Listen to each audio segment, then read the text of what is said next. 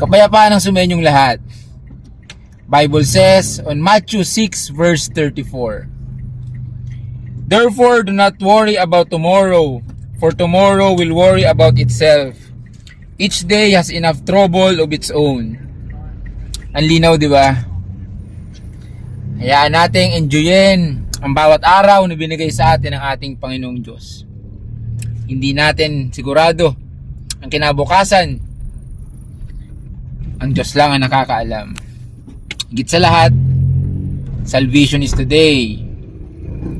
Hindi natin alam kung kailan tayo mamamatay. Ang alam lang natin ay may langit na naghihintay sa atin pag tinanggap natin ang ating Panginoong Hesus bilang ating Diyos at tagapagligtas. Hinihintay ka niya. Mahal na mahal ka ng ating Panginoong Diyos. Shalom.